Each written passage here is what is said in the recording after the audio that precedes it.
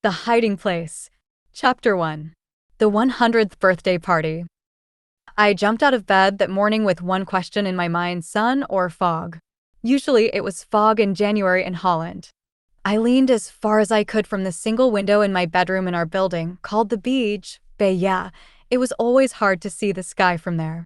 Brick walls looked back at me in this crowded center of Harlem. But I could see a patch of pale sky. Father's bedroom was directly under mine, but at 77 he slept soundly. "You are not growing younger yourself," I reminded my reflection in the mirror. I was 45 years old and unmarried.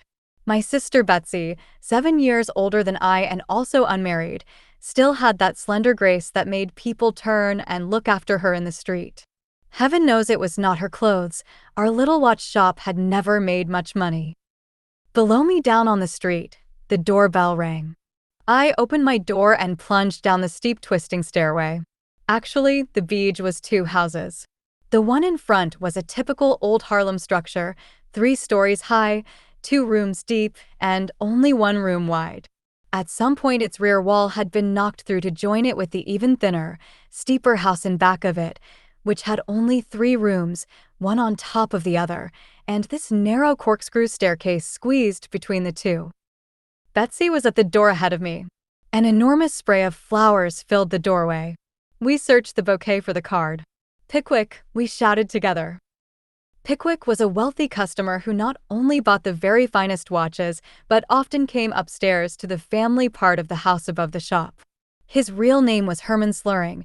Pickwick was the name Betsy and I used between ourselves because he looked like the illustrator's drawing in our copy of Dickens. Herman Slurring was short, bald, and immensely fat, and his eyes were such that you were never quite sure whether he was looking at you or someone else. He was as kind as he was fearsome to look at. The flowers had come to the side door, the door the family used, opening onto a tiny alleyway, and Betsy and I carried them into the shop. First was the workroom, where watches and clocks were repaired. There was the high bench over which Father had bent for so many years, doing the delicate, painstaking work that was known as the finest in Holland. In the center of the room was my bench, next to mine Hans the apprentice's, and against the wall old Christophel's. Beyond the workroom was the customer's part of the shop, with its glass case full of watches. All the wall clocks were striking 7 o'clock as Betsy and I carried the flowers in. Ever since childhood, I had loved to step into this room where 100 ticking voices welcomed me. I unlocked the street door and stepped out into the Bartelgerstraat. The other shops up and down the narrow street were still shuttered, the opticians next door, the dress shop, the bakers, whilst furriers across the street. I folded back our shutters and admired the window display. It held a collection of clocks and pocket watches, all at least 100 years old, all borrowed for the occasion. For today was the shop's 100th birthday. In January 1837, Father's father had placed in this window a sign. 10 boom. Watches. The doorbell on the alley rang again. More flowers. So it went for an hour, large bouquets and small ones, elaborate pieces and homegrown plants in clay pots. For although the party was for the shop, the affection was for Father. Harlem's grand old man, they called him. When the shop and the workroom would not hold another bouquet, Betsy and I carried them upstairs to the 2 rooms above the shop. Though it was 20 years since her death, these were still Tante Jance's rooms. Tante Jance was Mother's older sister, and her presence lingered in the massive dark furniture she had left behind. At 7:45 Hans, the apprentice, arrived, and at 8 o'clock Tus, our saleslady bookkeeper. Tus was a sour-faced individual whose unpleasant personality had made it impossible for her to keep a job until, 10 years ago, she had come to work for Father. Father's gentle courtesy had mellowed her, and though she would never have admitted it, she loved him as fiercely as she disliked the rest of the world. We left Hans and Tus to answer the doorbell and went upstairs to get breakfast. I set out 3 plates. The dining room was in the house at the rear, 5 steps higher than the shop but lower than Tante Jance's rooms. This room with its single window looking into the alley was the heart of the home. We used only a corner of the table now, Father, Betsy, and I, but to me the rest of the family was still there. There was Mama's chair and the three aunts' chairs. Not only Tante Yance, but Mama's other two sisters had also lived with us. Next to me had sat my other sister, Noli, and Willem, the only boy. Noli and Willem had homes of their own now, and Mama and the aunts were dead, but still I seemed to see them here. Their chairs had not stayed empty long. Father could never bear a house without children, and whenever he heard of a child in need of a home, a new face appeared at the table. Out of his watch shop that never made much money, he fed and cared for 11 more children after his own 4 were grown. Now these, too, had grown up and married or gone off to work, and so I laid 3 plates on the table. Betsy brought the coffee in from the tiny kitchen off the dining room, and we heard Father's step coming down the staircase. He went slowly now on the stairs, but still as punctual as one of his own watches. He entered the dining room, as he had every morning since I could remember, at 8:10. Father's hair and beard were now as white as the tablecloth, but his blue eyes behind the thick round spectacles were as mild and merry as ever. He gazed from one of us to the other. "Corrie, dear. My dear Betsy. How lovely you both look." He bowed his head and said the blessing. How could we have guessed as we sat there, 2 middle-aged sisters and an old man, that we were about to be given adventures such as we had never dreamed of? Adventure and anguish, horror and heaven were just around the corner. In that room on that day, we did not know. Father took the big Bible from its shelf as Toos and Hans came in. Scripture reading at 8:30 each morning for all who were in the house was another of the points around which life in the beach revolved. Father turned to the Gospel of Luke, where we had left off yesterday. He looked up. "Where's Christophels?" Christophels was the third and only other employee in the shop, a little man who looked older than Father, though actually he was 10 years younger. I remembered the day years earlier when he first came into the shop, so ragged that I had assumed he was a street beggar. I was about to send him up to the kitchen, where Betsy kept a pot of soup simmering, when he announced with great dignity that he was considering permanent employment and was offering his services first to us. We learned Christophels belonged to an almost vanished trade, the clockmender who trudged on foot throughout the land, regulating and repairing the tall pendulum clocks that were the pride of every Dutch farmhouse. Father hired him on the spot. "They're the finest clockmen anywhere," he told me later, "these wandering clocksmiths. There's not a repair job they haven't handled with just the tools in their sack." People all over Haarlem brought their clocks to Christophels. What he did with his wages we never knew.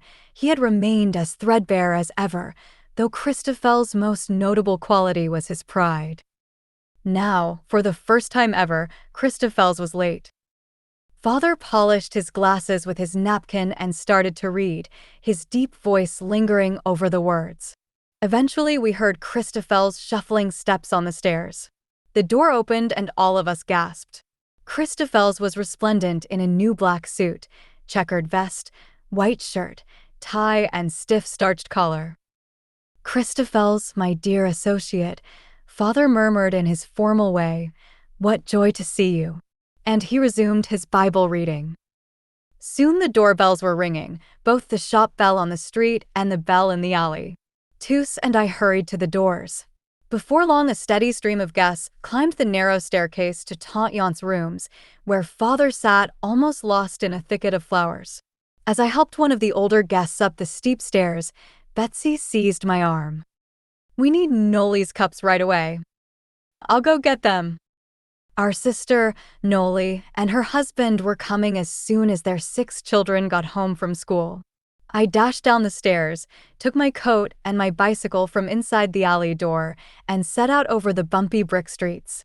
Noli and her husband lived about 1.5 miles from the beach, outside the center of the city. I pedaled there often. How could I foresee, as I zipped around corners, that one day I would stand on Noli Street with my heart thudding in my throat, daring to go no closer to her house for fear of what was taking place there. Today I careened onto the sidewalk and burst through the door with never a knock. "Noli, we need the cups right now." Noli came out of the kitchen, her pretty face flushed with baking. "They're all packed by the door. I wish I could go with you, but I've got more still to bake." "You're all coming, aren't you?" Yes, Corrie, Peter will be there. I loved all my nieces and nephews. But Peter, well, was Peter. At 13, he was a musical prodigy and a rascal and the pride of my life. The beach was even more crowded when I got back. The mayor of Harlem was there, and the postman and the trolley motorman and half a dozen policemen from the Harlem Police Headquarters just around the corner. After lunch, the children started coming, and as children always did, they went straight to Father. The older ones sat on the floor around him, the smallest ones climbed into his lap. In addition to his twinkling eyes, Father ticked.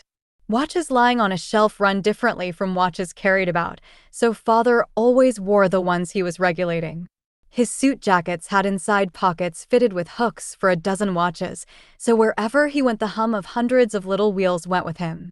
Now with a child on each knee and 10 more crowded clothes, he drew from another pocket his heavy cross-shaped winding key, each of the 4 ends shaped for a different size clock. With a flick of his finger, he made it spin, gleaming, glinting. A shriek below told me that Pickwick had arrived. We sometimes forgot, we who loved him, what a shock the first sight of him could be to a stranger.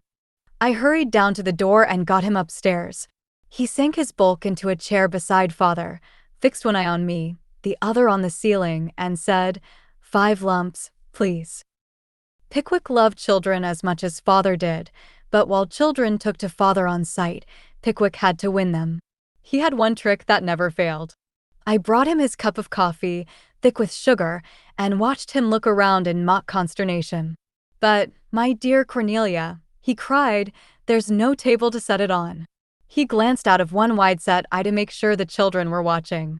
Well, it's a lucky thing I brought my own. With that he set cup and saucer on his own protruding paunch. I never knew a child who could resist it. Soon a respectful circle had gathered round him. Now Noli and her family arrived. Tante Corrie. Peter greeted me innocently. You don't look 100 years old. Before I could swat him, he was sitting at Tante Yant's upright piano, filling the house with melody. People called out requests, and soon the whole room was singing. The workroom and shop were even more crowded with well-wishers than the upstairs rooms, as all through the afternoon they kept coming, the people who counted themselves Father's friends. Young and old, poor and rich, scholarly gentlemen and illiterate servant girls, only to Father did it seem that they were all alike. That was Father's secret, not that he overlooked the differences in people, but that he did not know they were there. I said goodbye to some guests at the door and stood for a moment gazing up and down the Barteldrastraat, wondering what was keeping Willem and his family. I still had a great deal of little sister worship for this big brother, 5 years older than I, a minister, and the only 10 boom who had ever been to college. Willem saw things. He knew what was going on in the world. Much that he saw was frightening. 10 years ago, he had written in his doctoral thesis, done in Germany, that a terrible evil was taking root in that land. Right at the university, he said, seeds were being planted of a contempt for human life such as the world had never seen. Those who read his paper had laughed. Now people were not laughing about Germany. Most of the good clocks came from there, and recently firms with whom we had dealt for years were simply and mysteriously out of business. Willem believed it was part of a deliberate and large-scale move against Jews. Every one of the closed businesses was Jewish. In Hilversum, Willem scrimped and saved enough money to build a home for elderly Jews and the elderly of all faiths. But in the last few months, the home had been deluged with younger arrivals, all Jews and all from Germany. These frightened people brought with them tales of a mounting madness. I picked up a fresh pot of coffee in the kitchen and continued with it upstairs to Tante Yant's rooms. As I set down the pot, I asked a group of men, "This man in Germany, does he want war?" I knew it was per talk for a party. A chill of silence fell over the table. At that moment Willem entered the room. Behind him came Tine, his wife, and their 4 children. But every eye in the room settled on the figure whose arm Willem held. The man was a Jew in his 30s in a broad-brimmed black hat and long black coat. His face had been burned. In front of his right ear dangled a gray and frazzled ringlet. The rest of his beard was gone, leaving only a raw wound. "This is Herr Gottlieb," Willem announced in German. "He just arrived in Hilversum this morning." "Herr Gottlieb, my father." Willem continued rapidly in Dutch. Teenaged boys in Munich set fire to his beard. Father rose from his chair and eagerly shook the newcomer's hand. I brought him a cup of coffee and a plate of cookies. How grateful I was now for Father's insistence that his children speak German and English almost as soon as Dutch. Herr Gottlieb sat down stiffly on the edge of a chair and fixed his eyes on the cup in his lap.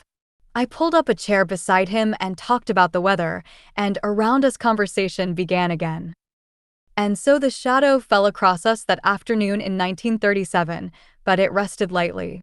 Nobody dreamed that this tiny cloud would grow, and that in this darkness each of us would be called to play a role.